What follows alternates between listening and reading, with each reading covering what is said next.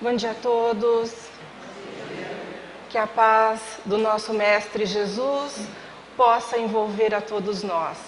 Que possamos ter uma manhã de bastante reflexão acerca do assunto a qual vamos abordar, que é o Evangelho e a destinação do ser. Ou seja, nós vamos falar do Evangelho como instrumento, como ferramenta para a nossa transformação. O Evangelho segundo o Espiritismo nada mais é que o Evangelho de Jesus. Porque quando Jesus aqui esteve como missão, quando Jesus esteve na Terra, Ele próprio disse: eu vos enviarei o Consolador, aquele que vai poder dar continuidade em tudo aquilo que eu disse. Mas vai poder falar muito mais coisas. Nós sabemos que na época do Cristo, os espíritos não estavam amadurecidos o suficiente para determinadas informações. Portanto, o Espiritismo, ou a doutrina espírita, veio no momento certo, para poder dar continuidade àquilo que Jesus disse. E o Evangelho segundo o Espiritismo nada mais é do que aquilo que Jesus nos deixou como ensinamento. Porque quando Kardec foi o codificador, que ele compilou todas as informações, o primeiro livro lançado, qual é? O Livro dos Espíritos, em 18 de abril de 1857. O Livro dos Espíritos, ele é dividido em 4 partes. A terceira parte fala das questões morais. Então Kardec começou a sentir aquela necessidade de falar das questões morais. Nós sabemos que essa vontade de Kardec não era à toa, ele já estava sendo inspirado pela espiritualidade para abordar este importante assunto. Portanto, ele começou a debruçar-se em cima das questões morais e aí surgiu o Evangelho segundo o Espiritismo. Portanto, o primeiro livro foi o Livro dos Espíritos, o segundo livro foi o Livro dos Médiuns e o terceiro livro foi o Evangelho segundo o Espiritismo. Nós que trabalhamos há anos na Casa Espírita e trabalhamos também no atendimento fraterno, para quem não sabe, o atendimento fraterno é aquilo que se chamava antigamente de tratamento espiritual. Hoje nós usamos a chamar de atendimento fraterno. Mas muitas pessoas que buscam a Casa Espírita nesse tratamento espiritual, muitas não são espíritas, muitas são de outras religiões, como católicos, evangélicos, mas buscam alívio, buscam auxílio na doutrina espírita, no tratamento. E nós, quando conversamos com as pessoas, nós aconselhamos que elas façam o Evangelho segundo o Espiritismo em casa. Mas muitas dizem: mas eu não posso ler a Bíblia? Claro que pode, pode e deve. Mas vocês hão de concordar comigo que a Bíblia não é um livro tão fácil assim para ler. Portanto, o Evangelho traz todos os ensinamentos de Jesus à luz da doutrina espírita. Eu gosto muito, quando assisto televisão, de assistir às outras religiões. Até porque fui católica, eu assisto a missa, eu escuto o que o padre está falando, escuto os nossos irmãos evangélicos, aquilo que eles estão falando. Mas eu percebo que às vezes a mesma passagem do Evangelho, cada um fala de uma forma. Eles têm uma interpretação diferente. Quando nós estudamos a doutrina espírita, nós podemos ler a Bíblia, nós vamos ver ou vamos entender de acordo com aquilo que nós estamos conhecendo agora, com aquilo que nós estamos sabendo acerca da doutrina espírita. Portanto, eu hoje, com o pouquinho de conhecimento que eu tenho da doutrina, eu consigo identificar na Bíblia quando fala da reencarnação, quando fala toda a fenomenologia, da mediunidade, da obsessão. Por quê? Porque eu tenho um pouquinho de conhecimento da doutrina espírita. Mas nós aconselhamos que as pessoas leiam de fato o Evangelho no lar, porque trata desses ensinamentos. Porque cristianismo não é religião. Jesus não veio fundar o catolicismo, o espiritismo. Não, Jesus veio falar sobre o amor, sobre a fraternidade. Nós acreditamos que lá na frente não haverá mais religiões. A nossa religião vai ser a fraternidade, a irmandade, porque é isso que Jesus veio ensinar, né? O amor ao próximo, né? O respeito, fazer aos outros aquilo que gostaríamos que nos fossem feito. Portanto, hoje nós vamos falar da importância do Evangelho como esse instrumento para poder nos auxiliar no nosso processo evolutivo. Porque todos nós fomos criados iguais, simples e ignorantes. Mas nós temos potencialidades, todos nós chegaremos à perfeição. Uns talvez mais rápidos do que os outros, porque estão aproveitando essas oportunidades, estão vivenciando aquilo que Jesus nos deixou. E o Evangelho, ele vem justamente nos auxiliar nesse sentido. E é sobre isso, portanto, que nós vamos estar falando na manhã de hoje. Essas são as obras da codificação.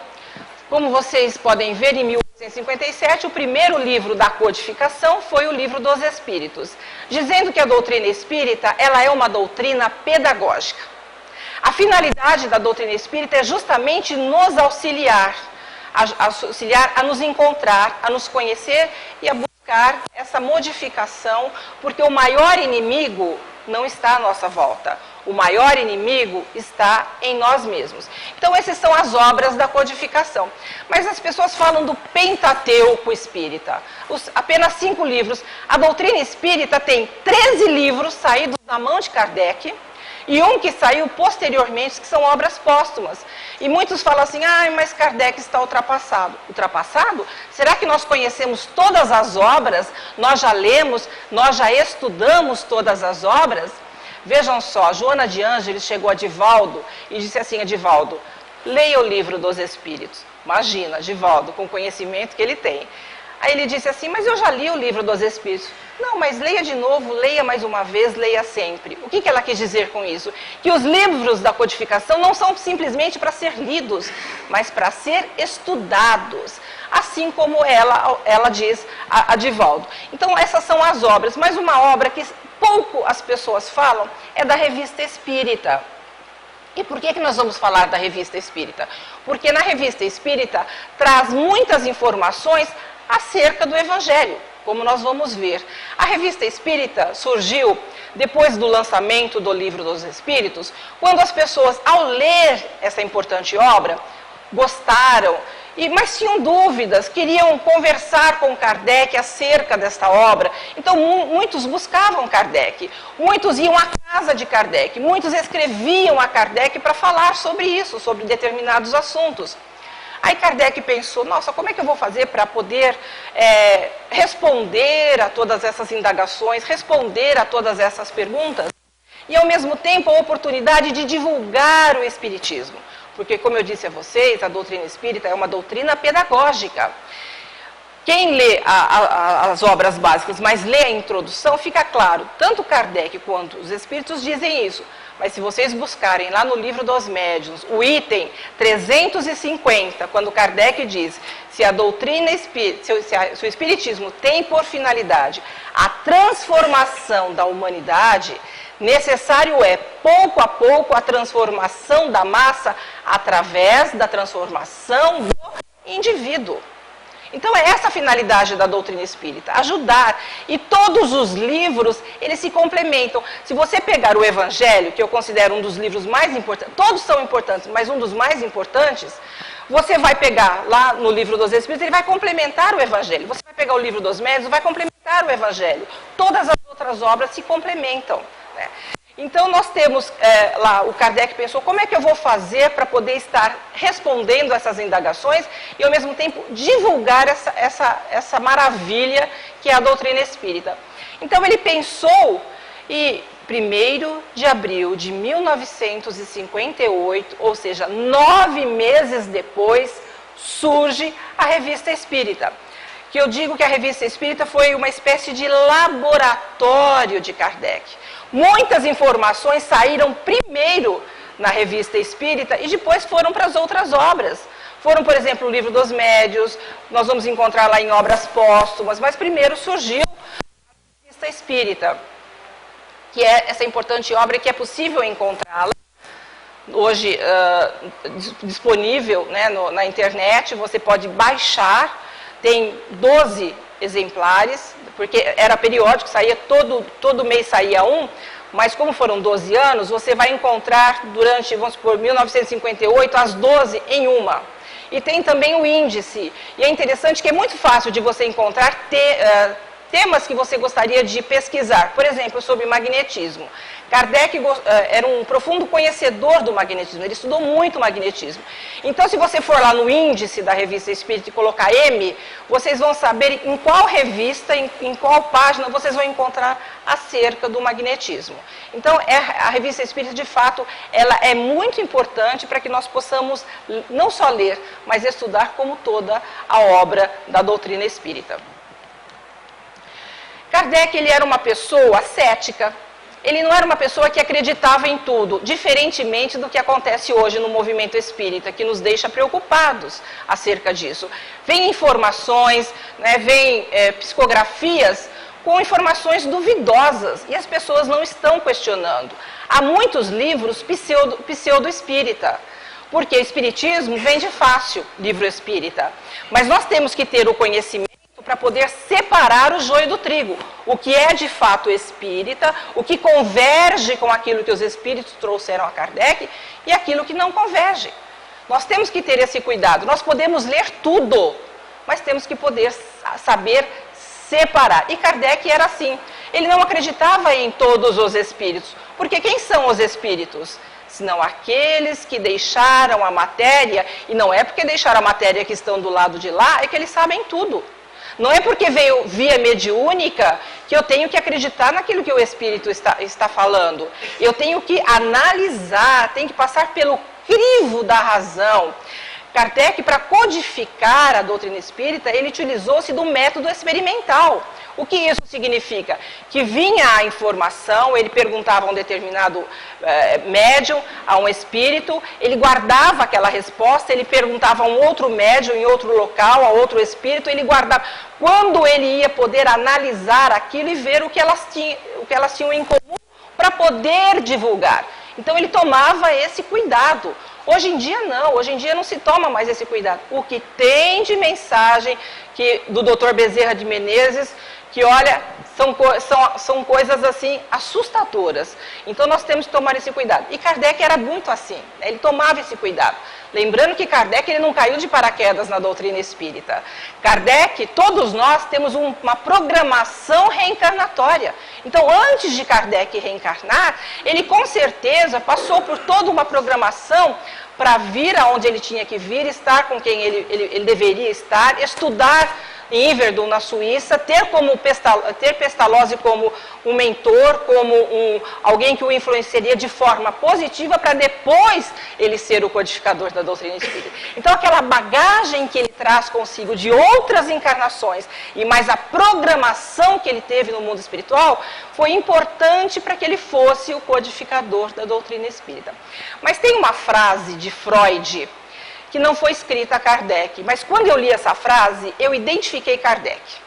Eu falei, essa frase poderia ter sido escrita para Kardec. Quando Freud diz assim, nunca tenha certeza de nada, porque a sabedoria começa com a dúvida. Então, preciso duvidar, eu preciso buscar a verdade, eu preciso analisar e não aceitar as coisas do jeito que as pessoas nos mostram. Né? Então, nós temos que ter o conhecimento, assim como Kardec buscava a verdade através das pesquisas que ele fazia, através dos estudos que ele fazia, para se aproximar da verdade. Porque verdade absoluta, só Deus a possui. Mas Jesus é aquele que veio trazer a verdade do Pai. E a nossa verdade se modifica a todo instante. Hoje a minha verdade é diferente da verdade que eu tinha há uns anos atrás, é a verdade que eu tinha em encarnações passadas. E lá na frente a minha verdade será outra. Então o conhecimento, as experiências vão nos trazendo novas luzes, nós vamos ter um entendimento diferenciado das coisas. Mas é fundamental que nós possamos estudar, ter o conhecimento de fato, para que a gente possa poder separar o que é verdade e o que não é.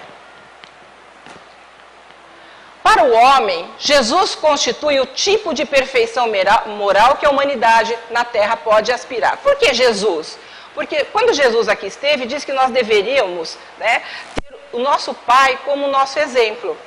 Mas nós não podemos ter Jesus, ser como Jesus, ser como nosso Pai, porque Ele é único. Então, a perfeição, a perfeição que nós podemos nos espelhar é do nosso Mestre. Por quê? Porque Jesus foi criado exatamente como nós, simples e ignorantes. E hoje ele já chegou à ordem crística.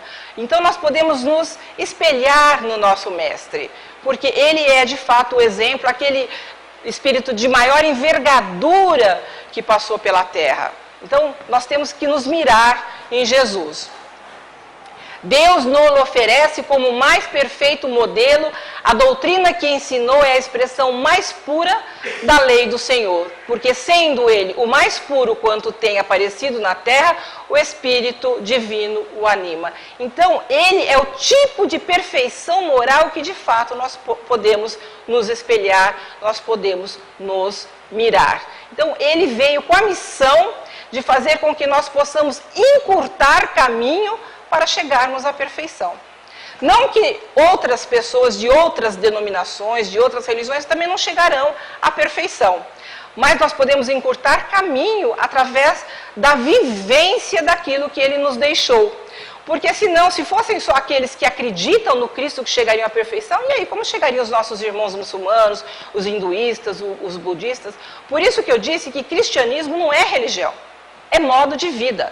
Então, como ele vem ensinar o amor, como ele vem ensinar a fraternidade, todo aquele que vivenciar isso, é como se pudesse dizer que é um cristão também, porque foi isso que Jesus veio nos ensinar. Vejam só, o Evangelho segundo o Espiritismo, quando ele surgiu, não era esse o nome que ele tinha. Era a imitação do Evangelho.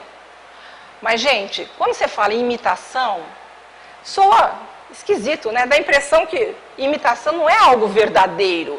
Então as pessoas aconselharam a Kardec, esse nome não pega bem, a gente tem que mudar esse nome e tal. E aí surgiu depois a ideia de colocar Evangelho segundo o Espiritismo. Mas antes era o nome que se tinha, imitação do Evangelho. Mas em 9/8/1863 teve uma comunicação que primeiro surgiu na Revista Espírita, e depois foi colocado em obras póstumas, falando acerca do Evangelho segundo o Espiritismo. Então, uma comunicação de um espírito falando acerca do Evangelho segundo o Espiritismo, que diz assim: esse livro de doutrina terá influência considerável, porque explana questões de interesse capital. Não somente o mundo religioso encontrará nele as máximas de que necessita, como as nações em sua vida prática deles aurirão instruções excelentes. Fizeste bem ao enfrentar as questões de elevada moral prática do ponto de vista dos interesses gerais, dos interesses sociais e dos interesses religiosos. Portanto, ele traz instruções importantes a todos nós. E quando nós passamos, eu digo que o Evangelho não é algo para ser lido apenas, mas é para ser sentido. É deixar que as palavras do Evangelho toquem a nossa alma. É para isso que ele está aí. Né? Nós devemos fazê-lo uma vez por semana, junto com a família, tentando entender o que o Evangelho está passando, mas não basta apenas saber. Nós temos que deixar sentir, experimentar esse sentimento, para que a gente possa, de fato, vivenciá-lo. Né? Outra comunicação que aconteceu é que a segunda comunicação, lá de 14 de setembro de 1863, que também está lá na Revista Espírita. E vejam só o que o Espírito diz. Nossa ação, principalmente do Espírito de Verdade. Vejam que interessante, o Espírito de Verdade estava ao lado de Kardec. O Espírito de Verdade era um mentor espiritual de Kardec. E ele diz que o Espírito de Verdade é constante ao teu redor, de tal maneira que não o podes negar. Assim, não entrarei em detalhes desnecessários sobre o plano de tua obra, que segundo os meus conselhos ocultos, modificaste tão ampla e completamente. Kardec, ele não tinha uma mediunidade ostensiva. Mas todos nós somos médiuns. Só que existem aquelas pessoas que têm uma sensibilidade maior para perceber os espíritos, tem um canal, né, mais aberto para perceber, para ver os espíritos. Mas todos nós somos médiuns de inspiração, de intuição. Mas vejam que interessante que quando ele estava debruçado sobre essa nova obra, que é o Evangelho, as pessoas não sabiam que ele estava trabalhando. Então essas comunicações que surgiram foram durante um trabalho que eles estavam fazendo, que veio a comunicação, mas que nem os médiuns sabiam e ninguém estava sabendo de fato que ele estava debruçado sobre essa obra. E essas comunicações veio. Mas houve um determinado momento que havia uma informação ali no Evangelho que não estava de acordo. Então Kardec sentiu necessidade de mudar aquilo. E aí ele diz que Kardec conseguiu perceber os conselhos ocultos, ou seja, ele conseguiu sentir o aconselhamento do Espírito para que ele pudesse de fato modificar aquilo que não estava bem. E ele foi lá e modificou. Né? E ele continua. Com esta obra, o edifício começa a libertar-se dos andaimes e já podemos ver-lhe a cúpula desenhar-lhe no horizonte. Vejam a importância do Evangelho e desta nova obra que estava surgindo. Eu disse a vocês que o Espírito de Verdade era um dos mentores de Kardec. Estava ao lado de Kardec. O Espírito de Verdade é responsável pela doutrina espírita. Os espíritos estavam subordinados ao Espírito de Verdade. Mas nós vamos encontrar também na Revista Espírita uma comunicação do Espírito de Verdade se identificando. Porque muitos falam que o Espírito de Verdade foi fulano, foi ciclano, foi esse ou foi aquele. Mas ele se identifica. É preciso ter olhos de ver. Quando nós estudamos, nós conseguimos entender um pouco mais as coisas. Como eu disse, os nossos horizontes se ampliam. E estudando essa passagem, fica bem claro quem de fato foi o Espírito de Verdade.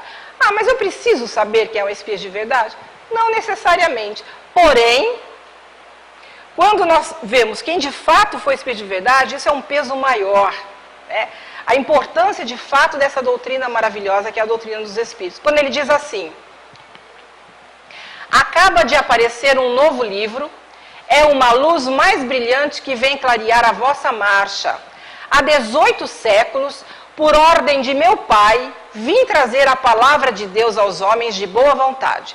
Esta palavra foi esquecida pela maioria dos homens e a incredulidade, o materialismo vieram abafar o bom grão que eu tinha depositado em vossa terra.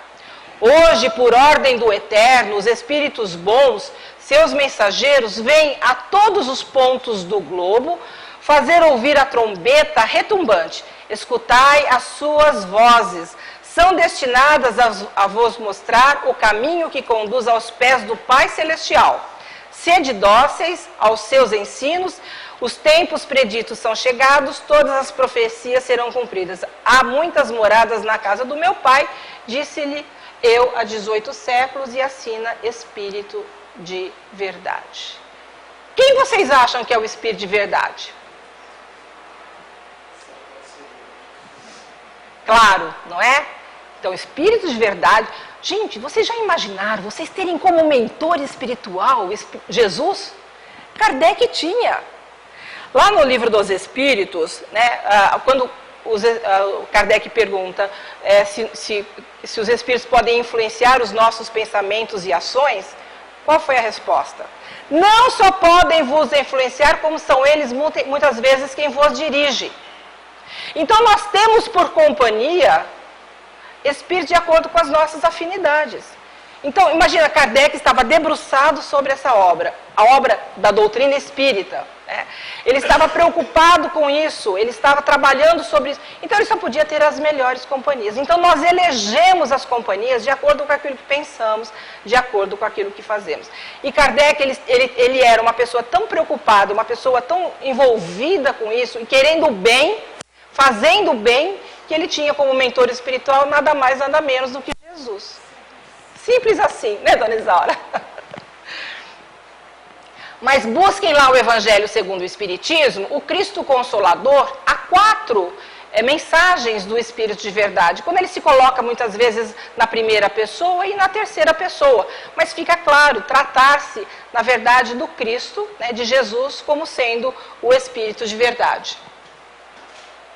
O Evangelho segundo o Espiritismo, capítulo 1, lá do Evangelho, no item 7, Kardec diz assim: assim como Cristo disse, não vim destruir a lei, porém cumpri-la, também o Espiritismo diz, não venho destruir a lei cristã, mas dar-lhe execução. Por quê? Porque a doutrina espírita veio dar continuidade àquilo que Jesus nos deixou há mais de 20 séculos. Nada ensina, né, em contrário ao que ensinou Cristo, mas desenvolve, completa e explica em termos claros e para toda a gente o que foi dito apenas sobre forma alegórica. Quer dizer, a partir da doutrina espírita as coisas se tornaram mais claras. Vim cumprir e preparar a realização das coisas futuras. Vem cumprir e preparar as realizações das coisas futuras. Ele é, pois, obra do Cristo. A doutrina espírita é obra do Cristo, que preside, conforme igualmente o anunciou, a regeneração que se opera e prepara o reino de Deus na Terra. É aquilo que eu disse, se o Espiritismo, conforme foi anunciado, tem que determinar a transformação da humanidade, necessário é, pouco a pouco, a transformação da massa através da transformação de cada um de nós. É para isso que a doutrina espírita veio. Eu disse que no futuro, distante talvez, não haverá religiões, mas apenas a fraternidade. Então, o ensinamento de Jesus, aquilo que ele veio nos dizer, né, o Consolador prometido, que é a doutrina espírita, e a destinação do ser, ou seja, essa importante obra, digamos assim, essa importante obra do Evangelho segundo o Espiritismo, que nos auxilia para que nós possamos repensar a nossa própria vida, que nós possamos fazer o bem. Mas é importante, como eu disse, não apenas ler, mas sentir essa obra, para que a gente possa ficar atento quanto às nossas ações, começar a ver se de fato nós estamos fazendo o bem que precisamos fazer, porque a nossa felicidade, porque todos nós almejamos ser felizes, ou não, todos nós queremos ser felizes, mas a nossa felicidade está aqui, ó, nas nossas mãos. A minha felicidade não depende de ninguém, depende apenas de mim mesmo. É certo que nós não podemos influenciar, nós não podemos pegar o outro no colo, né, mas nós podemos auxiliar o outro na sua evolução.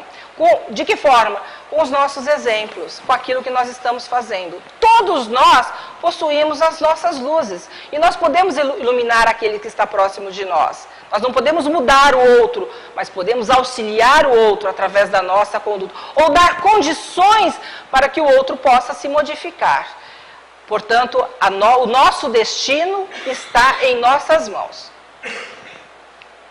Agora, algumas passagens que nós vamos encontrar no Evangelho, à luz da doutrina espírita, quando diz assim: se alguém quer ser o primeiro, será o último e servo de todos. O que será que Jesus quis dizer com isso, né?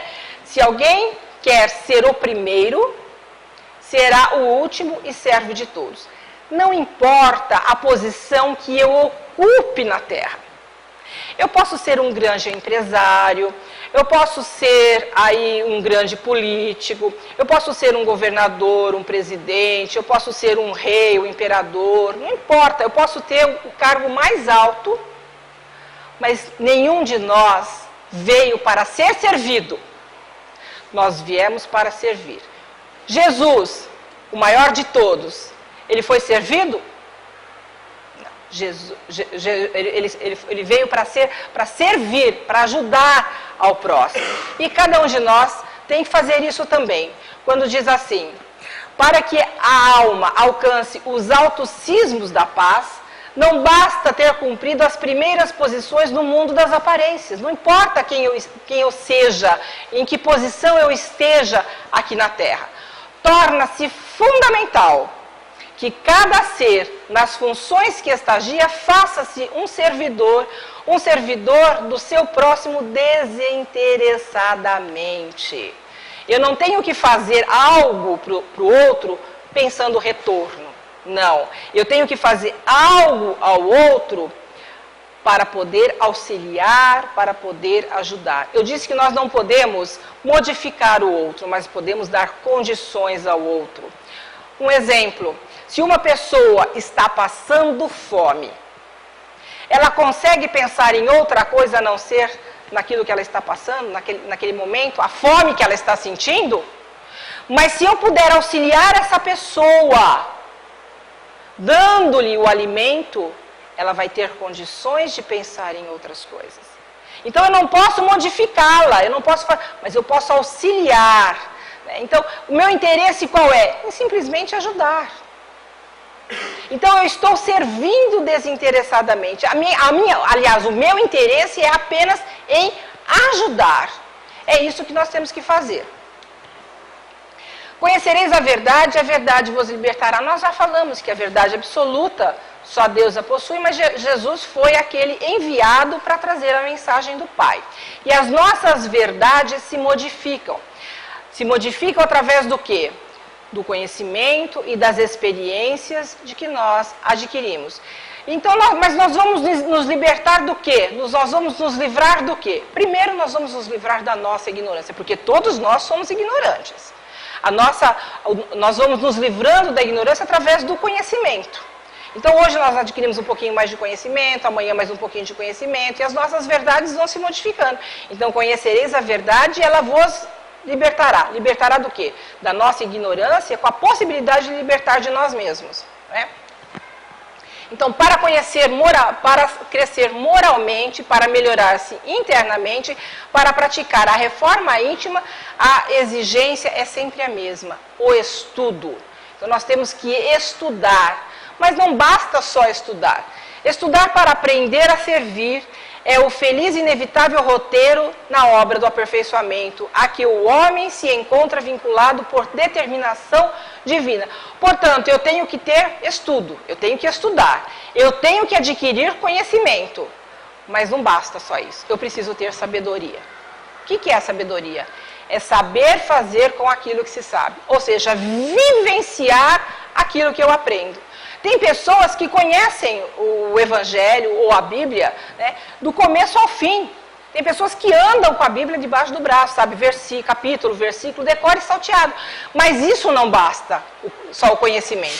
Eu preciso vivenciar isso. Ou seja, eu preciso ter sabedoria, colocar em prática aquilo que de fato eu sei. Né? Então, é isso, é estudo, é adquirir conhecimento, mas também praticar, ter sabedoria.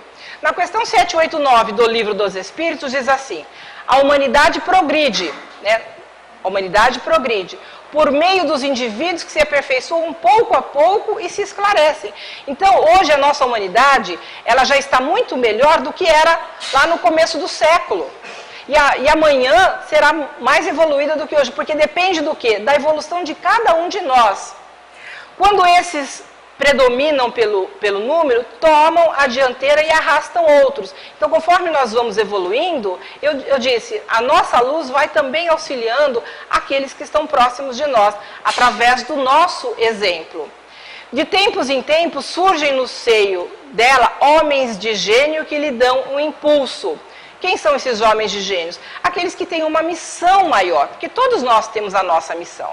Mas existem aqueles que são exemplo para a humanidade. Nós vemos um Chico Xavier, nós vemos um Mahatma Gandhi, nós vemos um Francisco de Assis, que são exemplos, um Bezerra de Menezes, estamos sempre citando os seus exemplos, aquilo que ele nos deixou como também ensinamentos, através do entendimento que ele teve.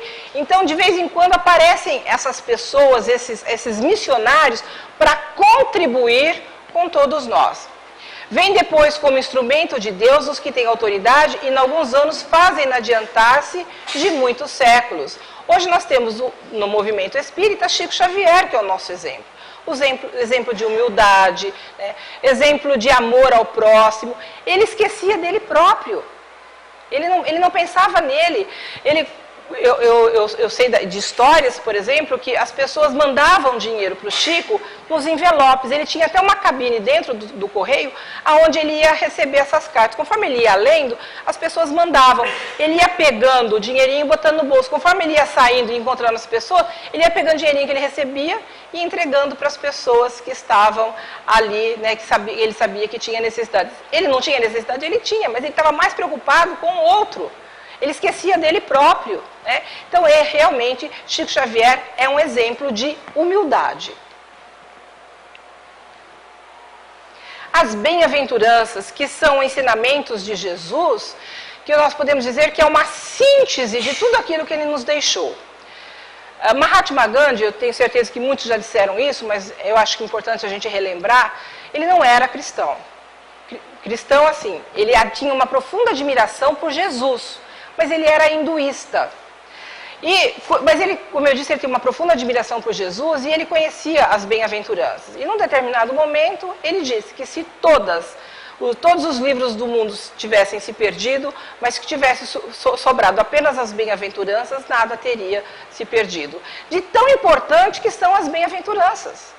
Porque, como eu disse, é um resumo de tudo aquilo que Jesus nos deixou como ensinamento. Então, nós temos que estudá-lo, nós temos que conhecer de fato o que Jesus quis dizer com as bem-aventuranças. É lógico que, como são 8 códigos de conduta moral, eu não trouxe aqui para a gente analisar todas, mas eu trouxe uma ou duas só para que a gente veja a importância de fato das bem-aventuranças. E nós vamos encontrá-las no Evangelho segundo o Espiritismo. Bem-aventurados os misericordiosos. O sacrifício mais agradável a Deus é o perdão. Então, misericórdia é o perdão. Todos nós queremos perdoar, mas nós temos que também queremos ser perdoados, mas nós temos que também aprender a perdoar. É fácil? Nem sempre. Mas o que é fácil? Aí que entra o mérito. É tentar, né, passar por cima de determinadas coisas, conseguir essas coisas que muitas vezes não são tão difíceis. E o perdão, de fato, não é fácil, mas é um exercício constante que nós temos que fazer. Quando nós fazemos a oração, lá na oração nós pedimos que Deus nos perdoe. Como nós perdoamos os nossos irmãos, os nossos inimigos. Mas nós temos que também aprender a perdoar. Então, perdoar é um exercício constante a qual nós devemos fazer. Né? Então, Jesus diz lá em Mateus capítulo 5, antes de levar a sua oferenda ao altar, reconcilia-te com o teu irmão. Nós temos que começar a justificar a atitude do outro. Porque todos nós, como eu disse, somos seres ignorantes ainda. Por quê? Ignorantes porque não sabemos tudo. Nós estamos aqui justamente para aprender. Então, o outro erra, mas nós temos que lembrar que também erramos. Se o outro agiu de alguma forma que nos magoou, que nos ofendeu, nós muitas vezes fazemos isso com o outro também. Então vamos tentar justificar o que o outro está fazendo. Por que ele fez isso naquele determinado dia? Ele levantou com o pé esquerdo, ele não está bem, ele está enfrentando problemas, porque nós não sabemos o que se passa dentro de cada um. Nós vemos apenas o envoltório, mas não sabemos o que está lá dentro. Então nós temos que tentar justificar a atitude do outro. Mas perdoar não é fácil, não é. Mas por que se torna difícil perdoar? Porque somos pessoas extremamente orgulhosas. Nós nos melindramos com facilidade. As pessoas fazem e nós já nos sentimos ofendidos. O próprio Gandhi diz, né, quando perguntaram a ele se ele conseguia perdoar, ele disse que ele não conseguia perdoar. Por quê? Porque ele nunca se sentiu ofendido. Já pensou chegarmos nesse estágio? Da pessoa fazer o que quiser conosco e nós não sentirmos ofendido? Mahatma Gandhi já tinha chegado nesse estágio, de não se sentir ofendido. Portanto, o perdão é um exercício e todos nós, com certeza, temos capacidade de aprender a perdoar. O perdão é um ato de amor. Então, temos que aprender a perdoar, porque o que é amor? As pessoas às vezes não entendem muito bem o que é amor. Amor acha que é aquele sentimento que a gente nutre por aqueles que estão próximos de nós, um pai, uma mãe, um marido, uma esposa, um filho. Não, o amor é atitude. O amor é o desejo de ver o outro bem. Quando nós esquecemos de nós para pensarmos no outro, é amor. É o que o Chico fazia. Ele esquecia dele próprio.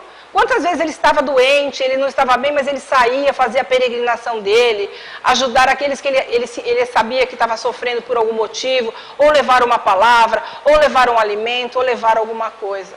Então, por isso que eu digo que o Chico é o nosso exemplo de humildade, de amor também ao próximo.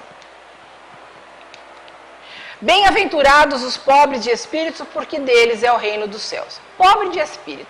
Quando nós falamos pobre de espírito, já vem aquela ideia de que pobre de espírito é uma pessoa imoral. Porque às vezes falamos assim, aquela pessoa lá fez aquilo. Eu sou pobre de espírito. Mas será que Jesus se referia a essas pessoas, pobre de espírito, como sendo essas pessoas imorais? Não. Por isso que nós temos que buscar entendimento, nós temos que buscar estudar para que a gente possa entender de fato o que Jesus quis dizer. Mas quando Jesus falava de pobre de espírito, ele falava das pessoas humildes, daquelas pessoas que sabem que erram. Todos nós erramos e que reconhecem os seus erros. Esses são os pobres de espírito a qual Jesus se refere. Então, pobre de espírito é humildade, é aquele que reconhece as suas fraquezas. Porque todos nós somos seres orgulhosos, egoístas. E lá no Evangelho, na doutrina espírita, nos diz que os dois grandes males da humanidade é o quê? O orgulho e o egoísmo. É isso que nos segura para que a gente não cresça mais rapidamente, evolua mais rapidamente. E todos nós possuímos isso, orgulho e o egoísmo. Então, para que a gente possa eliminar o orgulho e o egoísmo que todos nós trazemos, só existe um caminho. É a conquista da humildade. As pessoas não entendem às vezes o que é humildade. Acham que humildade, aquela pessoa se veste de forma humilde. Não, aquela pessoa não se veste de forma humilde, ela se veste de forma simples. Humildade também é atitude. Humildade é atitude. Às vezes nós dizemos assim, aquela pessoa mora numa casa humilde. Não, ela mora numa casa simples. Porque ali pode ter uma pessoa extremamente orgulhosa. Então, humildade é atitude. O que é humildade? Humildade vem de uma palavra latina que quer dizer humus, terra fértil, terra adubada. Então, somente numa terra fértil, terra adubada, é que o bom grão pode germinar. Então, quando nós temos humildade, as coisas boas vão germinar. Então, nós precisamos, de fato, ter humildade. Quais são as características do orgulhoso? O egoísta nós sabemos, o egoísta é aquela pessoa que só pensa nela e não pensa mais em ninguém. E o orgulhoso? O orgulhoso é aquele que acha que é dono da verdade. O orgulhoso é aquele que se melindra com facilidade. O orgulhoso é aquele que você não pode pedir nada para ele porque ele nunca tem tempo. Ele está sempre afobado, atarefado. Você não pode chamar a atenção dele para nada. Então, são características que todos nós possuímos e nós precisamos ficar atentos com as nossas atitudes. O que eu estou fazendo? Como é que eu estou agindo? Porque eu não consigo ver os defeitos em mim. Por que eu não consigo ver os meus defeitos? Justamente por causa do orgulho. Por isso que é mais fácil eu ver os defeitos do outro. Olha, aquela pessoa está agindo daquela forma. Olha o que aquele outro está fazendo. Nossa, mas olha o que aquele lá está fazendo. E será que eu não faço coisa pior? Então, o que não permite ver os meus defeitos é justamente o orgulho. Então, nós precisamos começar a ter coragem de olhar para si e não olhar tanto para o outro. Então, o amor ao próximo, a qual Jesus fala, que devemos ter amor ao nosso próximo, é simplesmente a caridade, é fazer o bem aos outros. E nós temos a caridade social, que é a distribuição de alimentos, de roupas. Eu disse que quando nós auxiliamos as pessoas nesse sentido, nós damos oportunidade para que ela não pense tanto na necessidade que ela está tendo das questões materiais, que ela possa pensar um pouquinho nas questões espirituais. Então, é auxiliar, é a caridade social que cada um de nós pode e deve fazer. Mas também tem a caridade espiritual, que é a caridade moral, que talvez seja a mais difícil até de ser feita. Porque quando você vai dar alguma coisa a alguém, você pode simplesmente, quando você vai fazer uma faxina no guarda-roupa, você vai tirar o quê? Aquilo que você não está ocupando mais, porque aquilo é um estorvo, você acaba dando para o outro. Então, mas a verdadeira caridade é quando a gente faz de fato pensando no outro, não para se livrar daquilo que tem. Muitas pessoas batem a nossa casa para pedir um prato de alimento, né, e você não dá o alimento simplesmente porque você está querendo auxiliar o outro, mas para se livrar logo do outro. Ou porque está sobrando comida na geladeira, vou dar, porque vou ter que jogar fora mesmo, vou dar para o outro. Não é assim que a gente deve fazer caridade. A gente deve se colocar no lugar do outro. Será que se eu estivesse passando fome, necessidade, eu não queria ser ajudado naquele momento? E cada vez que a gente experimenta o sentimento de fazer o bem, nós vamos cada vez mais querer fazer esse bem. Dizem que a droga que tem por aí, né, ela traz uma sensação muito boa. Por isso que cada vez mais as pessoas estão querendo usar a droga. Porque ela traz uma sensação boa. Então vamos nos viciar no que é bom. Vamos experimentar o sentimento de fazer o bem. Pra gente não pensar em outra coisa. Porque o bem contagia. Então vamos experimentar o bem de auxiliar o outro, se colocando no lugar do outro. Qual é a sensação que eu estou sentindo de poder auxiliar o outro? Vamos fazer isso porque nós temos que começar a experimentar os sentimentos. E a caridade moral é não ver os defeitos dos outros, é não apontá-los, é não julgá-los, é não ter preconceito, não querer que o outro pense como eu penso. Não, eu sou espírita, o outro tem que ser espírita também. Não, mas se ele se sente bem na igreja evangélica, se ele se sente bem no catolicismo, vamos respeitar. Não vamos falar da religião alheia. Vamos respeitar a nossa religião. E uma forma de nós respeitarmos a nossa religião, que é o espiritismo, é vivenciando aquilo que os espíritos trouxeram. É aquilo que o Espírito da Verdade, como coordenador, sendo ele Jesus, né, e os espíritos que o auxiliaram, nos trouxeram. É isso que nós temos que fazer. Porque caridade é o ato que deixamos fluir o amor. Nós só vamos conseguir sentir de fato o amor, ou vivenciar de fato o amor, através da caridade que fazemos ao nosso próximo. Então, o ato da caridade é que de fato vai deixar fluir o amor em cada um de nós. E nós temos que aprender com o Evangelho de Jesus a enfrentar a nós mesmos. Eu disse a vocês, aonde está o nosso maior inimigo? Em nós. Como nós temos que fazer para enfrentar esse inimigo que nós trazemos em nós? Primeiro, nós temos autoconhecimento, conhecimento de nós mesmos. É aquilo que eu disse, não queremos muitas vezes nos ver os nossos defeitos, mas é preciso começar a olhar aquilo que fazemos, começar a analisar os nossos atos, isso somente através do autoconhecimento, o conhecimento de nós mesmos. Nós precisamos ter o quê? Coragem, que o que impede justamente é o nosso orgulho de ver esses defeitos. Então nós precisamos ter coragem de enfrentar, de nos enfrentar, de enfrentar aquilo que está em nós. Nós temos que ter o quê? Determinação, porque não é fácil e nós já desistimos no primeiro obstáculo. Então nós temos que ter determinação para ter o autoconhecimento, ter a coragem de modificar, né, e ter determinação para que de fato tudo isso aconteça. Nós precisamos perseverar, né, continuar em frente. Nós precisamos ter resignação. E muitos acham que resignação é cruzar os braços. Não. Resignação é você saber que aquilo está acontecendo, mas enfrentar, regaçar as mangas e buscar de fato essa mudança. Nós precisamos ter paciência. Gente, aqui alguém já perdeu a paciência? Não, você nunca perdeu a paciência. Ninguém aqui nunca perdeu a paciência. Sabe por quê? Porque a gente não perde aquilo que não tem.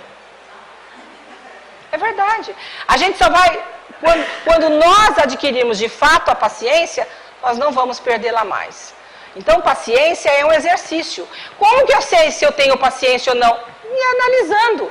Quando eu estou no trânsito, quando eu estou numa fila de banco, quando eu estou esperando o médico, né? Tem pessoas que não têm paciência, fura a fila do banco, né? Então é isso, nós temos que começar a analisar. Eu sempre falo que se houvesse dentro do meu carro uma câmera me gravando, e eu falar, nossa, essa mulher está totalmente pirada, está totalmente louca. Eu falo comigo o tempo todo. Eu falo comigo o tempo todo. E muitas vezes eu fico sem paciência. E aí eu começo a falar, Sandra, calma, vai devagar. Né? Então eu fico falando comigo. Então por isso que eu falo que se me gravassem, eu ia falar, essa mulher tá pirada, tá louca. Mas é importante que assim o façamos. É importante que a gente possa analisar aquilo que estou fazendo. Eu erro muito, mas eu acho que eu já estou pelo menos no caminho, porque eu já estou começando a me analisar. Eu já estou tendo coragem de me analisar. Eu sei que é uma pessoa que eu preciso conquistar a paciência. Eu sei que eu sou uma pessoa que eu preciso conquistar mais a humildade. Então essas coisas eu sei que eu preciso conquistar. Mas pelo menos eu já estou no caminho, porque a doutrina espírita, o Evangelho de Jesus já está me alertando para isso. Eu preciso aprender, nós precisamos aprender a nos amar. Amar não aquele amor de saber que eu sou melhor que os outros. Não é o amor de saber que eu estou por cima. Não, mas é o amor no sentido de saber que eu sou filha de Deus. O amor no sentido de me cuidar, de cuidar da minha saúde, de fazer um exercício, se eu precisar de ir no médico, eu vou no médico, ter uma alimentação saudável. Não usar essas drogas, né? Bebida, cigarro e outras coisas. Não que a gente não possa beber, porque é interessante quando a gente fala que a gente tem que evitar tudo isso, a pessoa fala, eu não vou ser espírita porque eu gosto de uma cervejinha. Gente, eu também gosto. Eu também bebo de vez em quando um copo de cerveja, um cálice. Agora a gente tem que saber até onde a gente pode chegar. Então um cálice de vinho, eu não vou tomar uma garrafa de vinho. Então a gente tem que saber. Agora, cigarro, essas coisas que fazem muito mal à saúde, a gente tem que de fato evitar, porque nós vamos ser responsáveis por isso. Quando a gente chegar do lado de lá e não cuidou direito desse corpo, nós vamos ser cobrados por isso. Olha só, uma vez perguntaram, né, por Chico Xavier, qual é a importância do Evangelho de Jesus para a humanidade? Olha a resposta que o Chico deu. Creio que a importância do Evangelho de Jesus em nossa evolução espiritual é semelhante à importância do sol na sustentação da nossa vida física. Como seria a Terra se não houvesse o Sol? Será que teria vida aqui? Não teria. Então vejam só o que ele diz, né? A importância do Evangelho para nós é como o Sol é importante para todos nós. Por que é importante o Evangelho? Porque o Evangelho vai nos ensinar, o Evangelho vai nos educar, para que a gente possa de fato nos tornarmos a cada dia pessoas melhores. Então o Evangelho e a destinação do ser, ou seja, o Evangelho como instrumento para a nossa mudança e a nossa transformação. Então o Evangelho é a educação como transformação, porque, como eu disse, a doutrina espírita ela é pedagógica. Ela veio com essa finalidade, assim como o Evangelho, segundo o Espiritismo, que é o Evangelho de Jesus. Ou seja, o Evangelho, né, na nossa transformação, na conquista das virtudes, para que todos nós possamos chegar à iluminação. Albert Einstein diz assim, tudo aquilo que o homem ignora não existe para ele. Por isso, o universo de cada um se resume no tamanho do seu saber. Então, por isso que nós não podemos cobrar muito mais do outro. Porque muitas vezes ele é uma pessoa extremamente ignorante. O universo dele é do tamanho daquilo que ele sabe. Então, quanto mais nós estudamos, quanto mais nós adquirimos conhecimento, o nosso universo vai se ampliando. Então, por isso que a educação é importante através do conhecimento e a nossa transformação depende disso. Então a evolução, a humanidade é um ser coletivo e dependemos uns dos outros e temos que nos ajudar. Né? Por que nós dependemos uns dos outros e a humanidade é um ser coletivo? Porque a transformação da Terra, para deixar de ser um mundo de provas e expiações, para ser um mundo de regeneração, só vai ocorrer quando a maioria de nós se transformar. Então eu dependo de vocês, e vocês dependem de mim para que a gente viva num mundo melhor. Então mudando a nossa psicosfera, nós mudamos a psicosfera da Terra. Então para deixar o mundo de ser provas e expiações, para ser um mundo de regeneração, nós dependemos uns dos outros. Você não pode transformar o outro, somente a si mesmo, mas pode criar condições para que o outro se transforme. Através do quê? Através do nosso exemplo, através do auxílio que muitas vezes damos aos outros, nós vamos poder auxiliar o outro também na sua transformação. O amor cobre multidões de pecados, né? Diz a primeira epístola de Pedro. Ou seja, todo o amor que eu faço hoje vai apagar tudo aquilo que eu fiz lá no passado. Porque o que importa é a minha atitude hoje. Até um caso para que a gente possa encerrar.